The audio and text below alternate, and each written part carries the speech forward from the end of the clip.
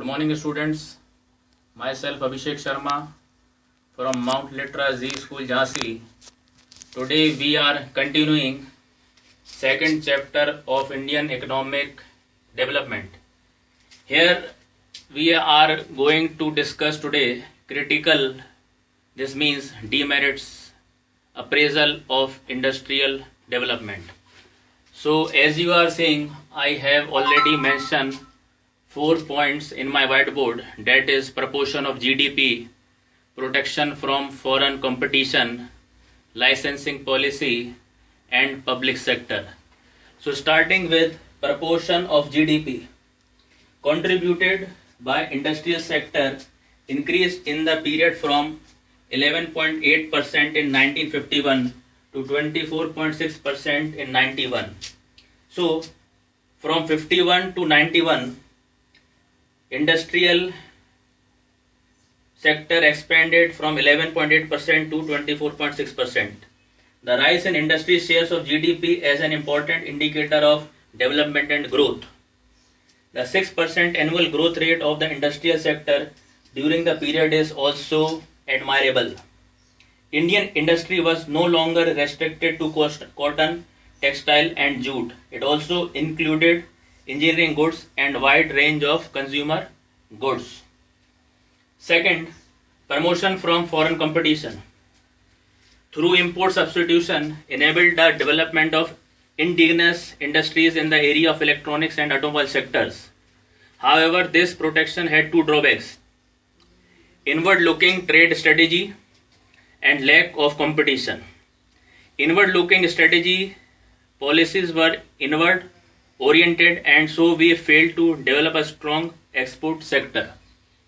Whereas lack of competition due to restrictions on import, some domestic producer made no sincere effort to improve the quality of their goods, and it forced the Indian consumer to purchase whatever is produced by them. The domestic industry failed to achieve international standard of product quality. Now the third point is licensing policy.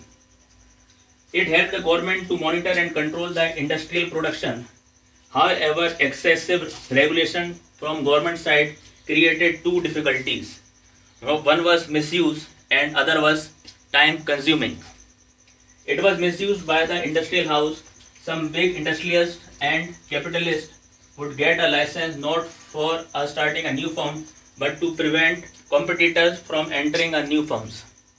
Second was time consuming.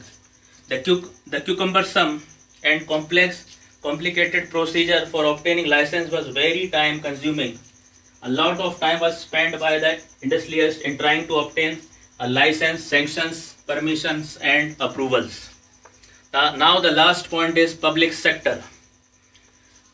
Public sector made a remarkable contribution by creating a strong industrial base, developing infrastructure and promoting development of backward and rural areas.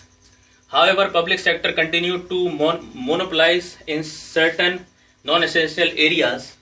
As a result, precious funds of public sector channelized into areas where private sector could have been easily engaged. Many public sector firms also incurred huge losses but continued to function because of difficulties in closing a government undertaking or firm. The monopoly of public sector in such non-essential areas were criticized by many scholars. According to them, the role of public sector would be limited to strategic areas like defense, and private sector should be given the opportunity for non-essential area. In my previous lecture, I have also classified the industries as per new Industrial Policy Resolution 1956. Schedule A reserved for 17 industries owned and managed by the government. Schedule B reserved for 12 industries where state and private sector will supplement efforts and work in a combined manner. And Schedule C was left for the remaining industries for the private sector. So students, that's all for today regarding the critical appraisal of industrial development, proportion of GDP, protection from foreign competitions, licensing policy and public sector. That's all for today. Thank you and have a nice day.